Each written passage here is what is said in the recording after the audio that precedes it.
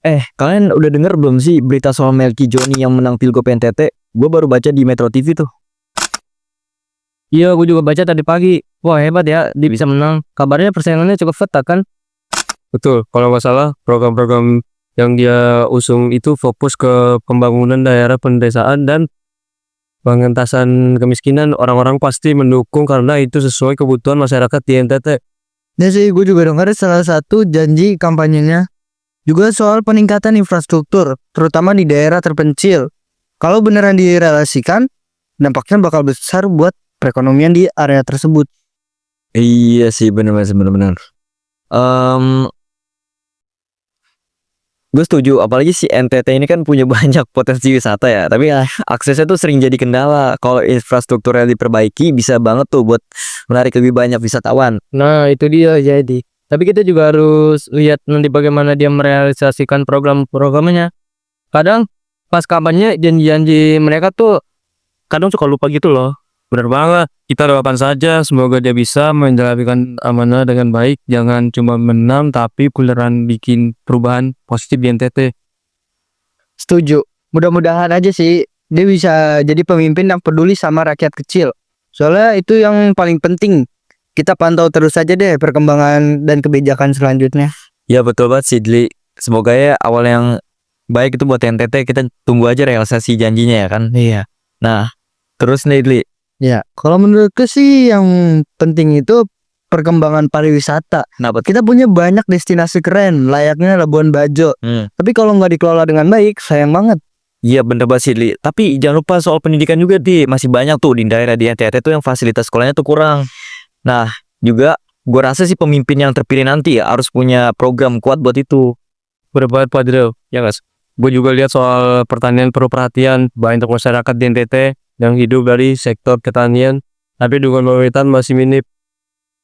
Kalau gue sih lebih mikirin infrastruktur. Jalan-jalan di beberapa daerah NTT tuh masih banyak yang rusak. Kalau akses susah, ekonomi juga jadi lambat berkembang. Iya bener ya. Iya dia.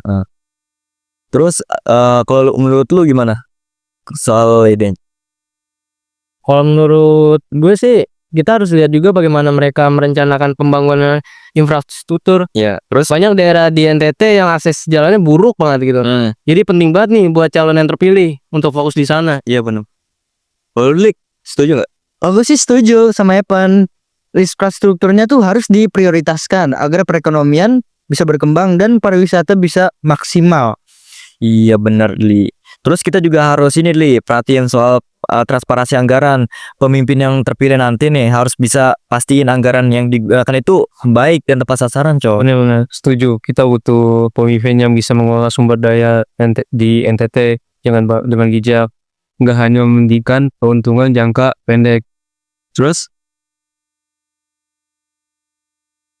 Dan kita juga nggak boleh lupa soal berkelanjutan lingkungan. NTT punya keindahan alam yang luar biasa, dan itu kita harus jaga dengan bijaksana. ya. Yang mendukung kelestarian alamnya. Kalau lu, Li, gimana? Oh sih betul. Jangan sampai pembangunan merusak alam. Kita harus menemukan keseimbangan antara ekonomi dan kelestarian lingkungan. Oh gitu ya. Iya. Ya sih bener, makanya tuh kita harus selektif dalam memilih ya. Jangan sampai tuh kita tuh milih hanya karena popularitas doang, Li, atau pencitraan ya kan. Itu juga nggak mau gitu kan. Nah terus kita butuh program yang jelas dan bisa direalisasikan, coy. Setuju banget. Pemimpin yang terpilih nanti harus punya track record yang jelas. Ya bisa membawa perubahan nyata di NTT. Pastinya dong. Terus kita sebagai pemilih juga harus terus mengikuti perkembangan kampanye mereka. Jangan hanya mengandalkan informasi sesaat. Tapi pastikan kita benar-benar memahami visi dan misi mereka. Iya betul. Kalau Li, Oke, yuk kita terus diskusi tentang ini dan pastikan kita jadi pemilih yang cerdas. Kita nggak boleh golput karena setiap suara kita itu sangat berarti di depannya. ya udah. Jadi semoga pilihan kita tuh bisa membawa perubahan yang lebih baik ya bagi NTT. Nah kita semua tuh berharap ya NTT tuh bisa lebih maju gitu, sejahtera, terus adil untuk seluruh masyarakatnya. Setuju Pak. Dengan kebersamaan dan pemilih yang cerdas, kita pasti bisa membawa perubahan besar buat NTT. Ayo kita terus pantau perkembangan kampanye mereka. Dan pastikan kita tetap jadi pemilih yang terinformasi. Semoga NTT kedepannya jadi tempat yang lebih baik buat kita semua. Ya, amin amin amin. Oh ya, gua mau ngomong juga nih. Gua baru baca ya soal berita dari Sindo News.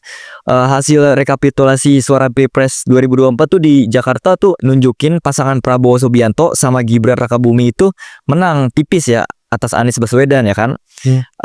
Dan Muhaimin Iskandar. Prabowo Gibran kalau nggak salah memperoleh 2 juta suara ya. Itu 41,76% ya. Kalau kita lihat persenannya. Tuh sedangkan Anies Muhaimin itu dapat 2 juta suara juga. Tapi persennya itu 41,07%. Tuh. Kalau Ganjar sama Pak Mahfud ya. Iya. Itu berada di posisi ketiga kan, yang jumlah suaranya itu 1 juta. Kalau dipersenin tuh sekitar 17,26% gitu. Wah, dividennya tipis banget ya Iya, dan Anies Muhaimin. Ini menunjukkan persaingan yang ketat di DKI Jakarta ya. betul. Ya, menarik melihat bagaimana profesi memilih di ibu kota terbagi hampir seimbang antara dua pasangan. Terus Teratas faktor apa saja yang mempengaruhi hasil ini? apa ya? Coba kalau lu gimana, Dik? Ngantuk apa gimana? Ini kelilipan saya. Oh ya. Gimana? Lanjut kita diskusi. Ya mungkin masyarakat ya lebih percaya kepada paslon 02 ini, Yep. pada Prabowo dan Rakabuming Raka, Oke. karena dari segi kinerja ya mungkin dari segi Prabowo ini dia itu udah punya pengalaman Oke. Yep. Dan visi misi untuk makan siang gratis. Makasih ya gratis dia. Iya. Bisa. Betul. Yang jelas ya nih, hasil ini tuh nunjukin betapa dinamisnya peta politik di DKI Jakarta ya kan. Nah, kita tunggu aja nih gimana sih dampaknya terhadap politik nasional gitu kan. Kalau dipikir-pikir ya, Jakarta itu kan ini kan sering dianggap sebagai barometer politik nasional kan.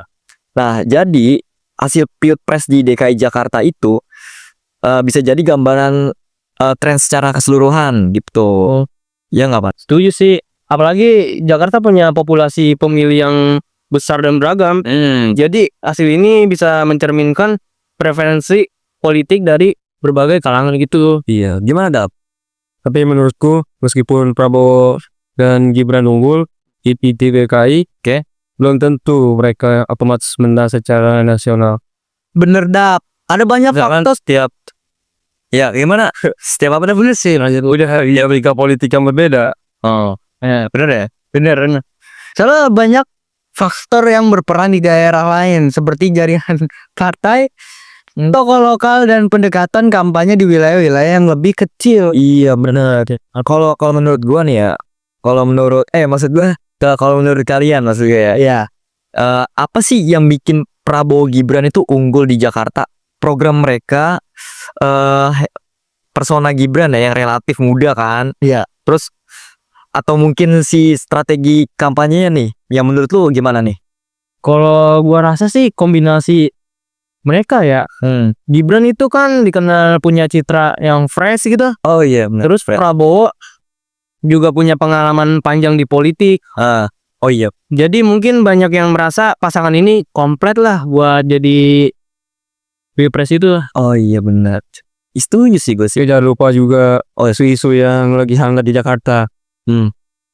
Bisa jadi alasan orang pemilih, misalnya soal transportasi, lapangan kerja, atau bahkan gaya komunikasi kandidat yang relatable ke warga Jakarta. Oh iya. Gimana Li?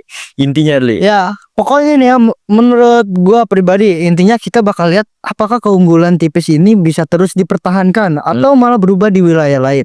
Dinamika politik kita kan susah ditebak ya kan? Iya benar. Setuju banget itu. Iya benar setuju. Ya udahlah kita tunggu aja ya kan hasil finalnya nih. Tapi yang pasti nih kompetisi ini kan makin seru kan. Ya terus kita harus tetap kritis melihat perkembangannya, jangan sampai tuh cuma jadi penonton tanpa paham substansinya. Iya substansinya bener itu. Menurut lu pada nih ya, soal program-program mereka tuh cocok gak sih buat masyarakat di Indonesia ini? Kalau menurut gue ya. Iya. Untuk yang paslon nomor berapa? Nomor ya semuanya sih Oke, kalau untuk gue, untuk Prabowo Gibran cocok karena di Indonesia ini tuh kita tuh nutrisinya masih kurang, banyak anak-anak yang stunting kan. betul. Data-data menunjukkan banyak tuh stunting. Jadi solusi makan gratis ini ya bisa jadi solusi yang baik gitu buat mengatasi stunting di Jakarta, di Indonesia gitu. Kalau menurut lu gimana? Kalau menurutku sih sama sih kayak Pak Jril. Kalau aku juga lebih ke arah Prabowo Gibran. Iya. Kan di masyarakat Indonesia ini masih banyak yang kekurangan makanan. Apalagi yang biaya untuk sekolah. Dia biaya sekolah belum tentu dia makan. Itu yang apa ya katanya paslon berapa itu yang internet gratis paslon berapa sih kira-kira itu? Paslon 01 apa 2 apa 3 kayaknya lihat ada ya. Kita pikir aja lah, lebih penting mana makan gratis atau internet? Oke, ini masalah makan gratis, internet gratis. Oke, kalau gue ya ini semakin seru nih masalah. Iya, kita kayak Dan Alex di dalam debat itu soalnya kan mereka kan debat. Lebih penting mana daripada makan gratis atau internet gratis? Oke, menurut gue ya makan gratis sih. Karena kan kalau internet itu bisa digunakan hal-hal yang gimana ya? Gak selalu positif gak sih? Iya, ada negatifnya juga pasti. Karena kan kalau kita internet ini kita bisa ya kita bisa beli apa kayak paket dari juga sendiri. Ya kalau makanan bergizi kan kita kan ini kurang makanan bergizi tuh. Karena ini ya siap Papua kalau Belum tentu punya ini kan uang buat beli makanan kan ya, nutrisinya banyak gitu. Nah, Makanya itu program Prabowo Gibran tuh sangat ada benar juga. Iya, benar ada sih makan gratis ya. Iya. Benar sih, setuju gua. juga belum tentu semua masyarakat Indonesia itu punya gadget. Ya kan? Iya, benar juga. Banyak yang SD itu dia belajar nggak punya HP, masih pakai buku. Dia sih. Ya sih. Iya. Benar-benar bro. Gak semua masyarakat Indonesia tuh punya HP, apalagi di kalangan yang bawah. Enggak. Jadi yang kuota gratis tuh bukan jadi solusi yang bagus. bener sih. Gitu. Oke. Gitulah. Harusnya dia kayak Prabowo Gibran tuh merakyat, ngeliat yang bawah nggak selalu saya di atas mulu. Iya benar ya. Kalau menurut lu nih pendapat lu semua nih tentang paslon nomor 1 deh, kita ganti nih ke paslon nomor 1 gimana? Oke. Gue no komen kalau asli Terus kenapa tuh no comment? Kurang udah kayak banyak blunder waktu dia ngejelasin gitu-gitu lah. Jadi kayak kurang minat lah, lebih ke Prabowo. Oke. Menurut lu nih gimana nih? Menurut gue ya, dia kan visi misinya tentang pendidikan ya, atau pendidikan gratis, sekolah gratis gitu. Ya Bener gak sih? Bener kan? ya internet gratis siapa? Itu Ganjar loh salah. Makanya lagi aku. Iya Ganjar mas. Ganjar kan? Pak Ganjar. Ya Ganjar siapa? Dekir. Nah terus ya sih kalau misalnya gini nih, gua agak bimbang sih sebenarnya kok antara makanan gratis sama pendidikan gratis ya. Misalkan ya banyak juga gitu kan, karena ada Indonesia tuh yang kalangan bawah tuh nggak bisa apa sih? Tapi di makanan gratis ini ada minusnya juga.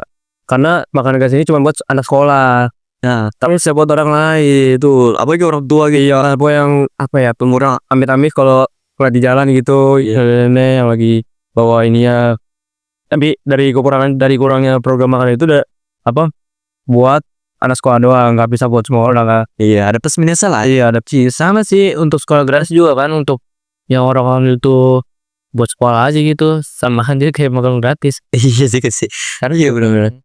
Tapi iya benar juga sih, setuju. Terus gimana nih kalau menurut lo nih tentang pengembangan pariwisata yang banyak gitu? Tentang pariwisata lah ini. Menurut lo gimana?